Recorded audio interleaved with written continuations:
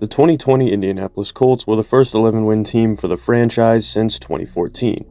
They had 3 Pro Bowlers, 4 first-team All-Pro selections, and 2 second-team All-Pro selections. But 3 years later, with the Colts not having a better season since, where are the members of that team now? Now, I'm going to go through the head coach and both coordinators, then the starting lineup on offense, then defense, and then special teams, along with any other notable players who may have not been starters but were still prominent and rotational guys. So let's start with the head coach, Frank Reich. Frank would oversee 2 disappointing seasons before being fired in the middle of 2022. He would be hired by the Panthers and then fired midway through this season, as you all probably know. Really, it's just unfortunate because after 2018, Reich was seen as one of the best up-and-coming coaches in the NFL. But due to multiple reasons, some not being his fault, but plenty of stuff being his fault, he has never topped his postseason run in 2018. Offensive coordinator Nick Sirianni would be hired by the Philadelphia Eagles in 2021 and help take them to a Super Bowl. While I think he's a cornball for how he acted after beating a 4-win Colts team last year, I can't ignore how good he has been in Philly. Defensive coordinator Matt Eberflus has been much less successful than Sirianni, after being hired as the head coach for the Chicago Bears after the 2021 season. In 2 years, he has a 9-23 record.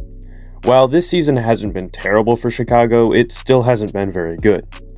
But I'm not going to hate on him too much because he did take over a pretty dysfunctional Bears team and has helped improve them over the past 2 years. Maybe next year they can finally have a winning record and Justin Fields will do what Bears fans expect him to do. Now, let's talk about the players. Let's start with the offense. Philip Rivers was brought in to lead a young and talented Colts team in 2020. While Jacoby Brissett wasn't terrible, he wasn't really good enough to elevate the Colts to where they wanted to go.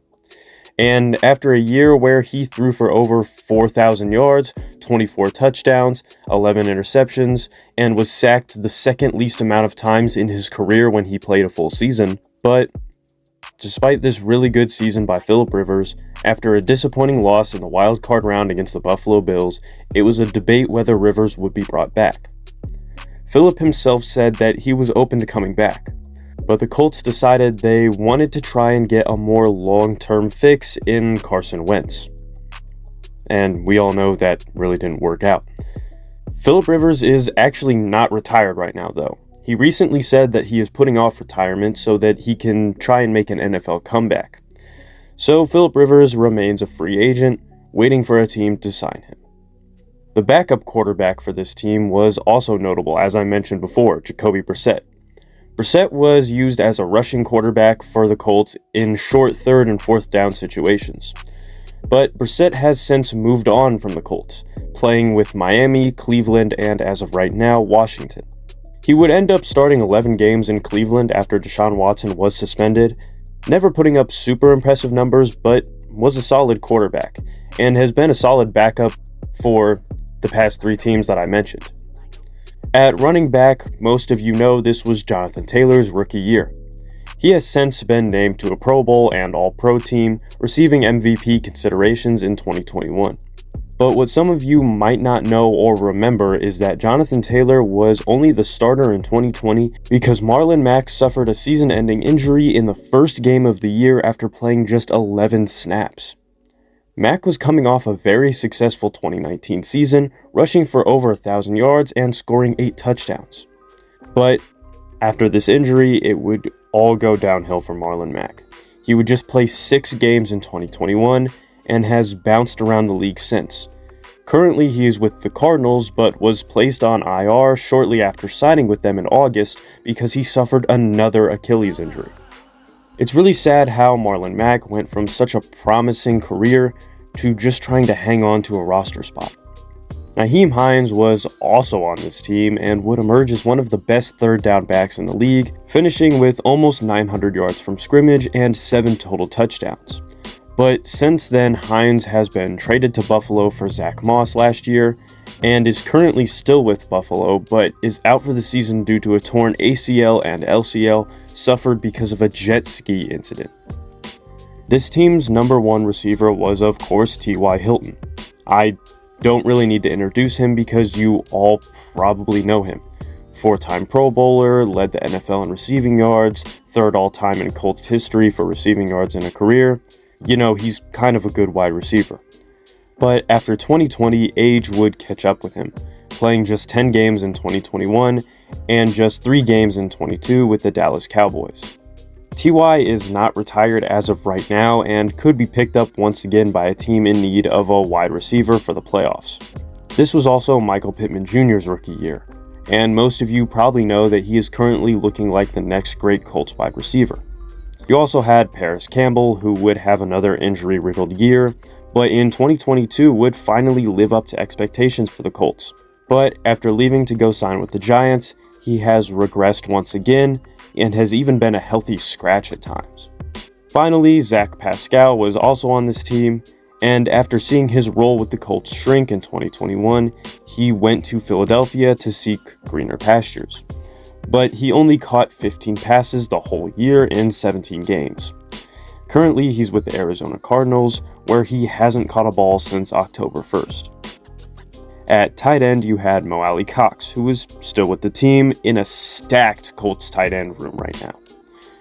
Jack Doyle, however, would retire after the 2021 season, spending his whole career in Indy. And finally, Trey Burton. Many of you probably forgot that Trey Burton played for the Colts.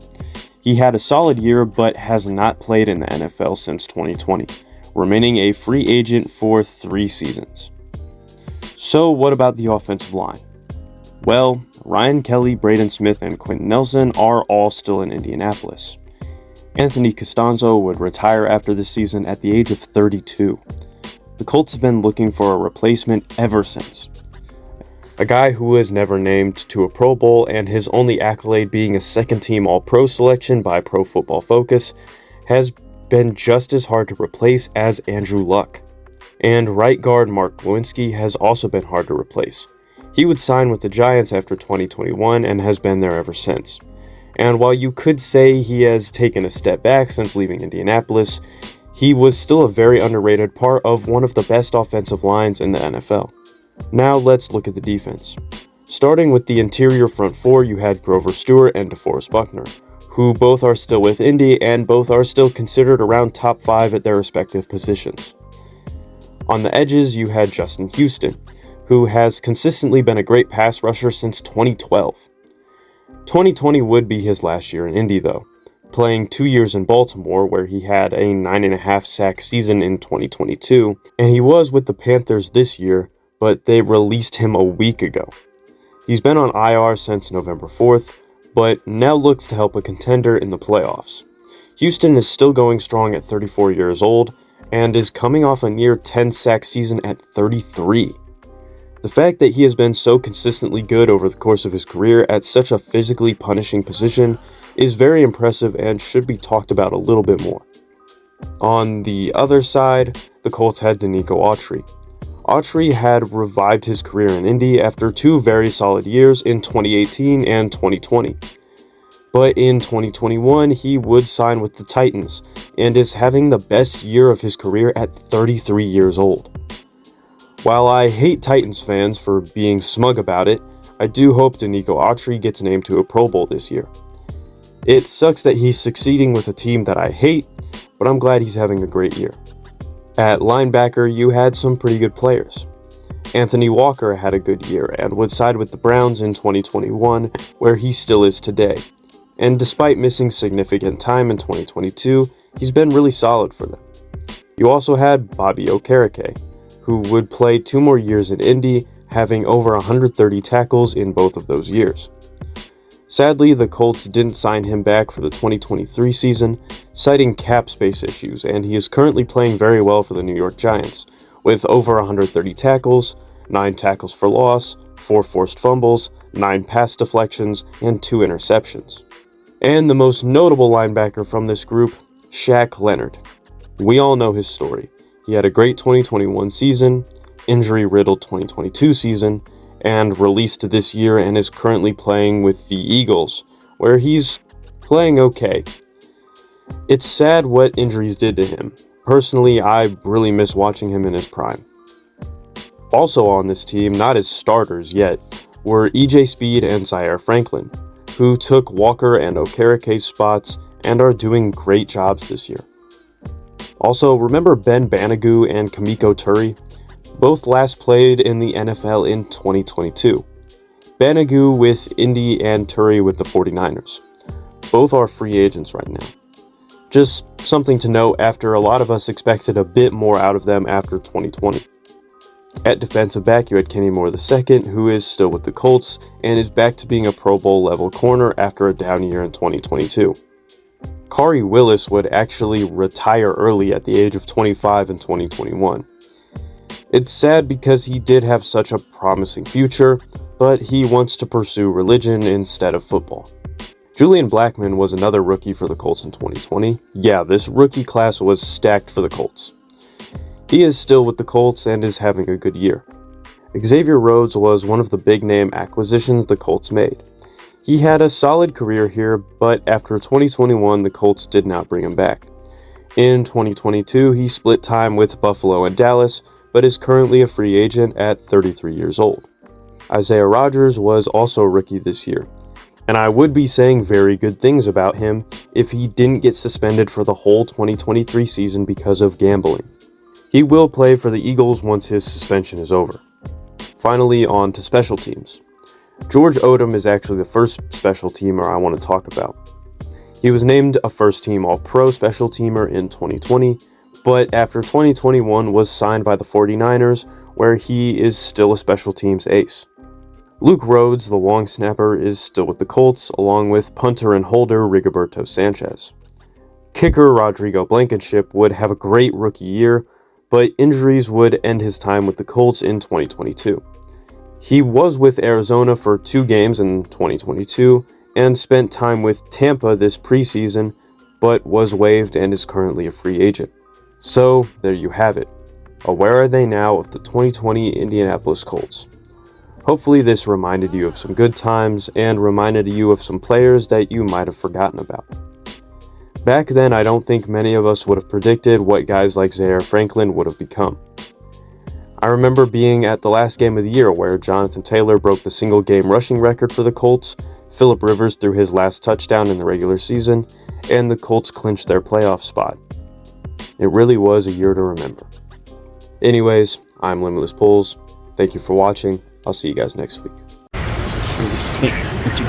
Right, nigga, put it in the blender. Hell yeah, I'm Wingstop. Jump on the chicken tender. It's like the beef with energy and water like timber. Hey, turning, looking like dinner. It's like I got the bag, boy or girl.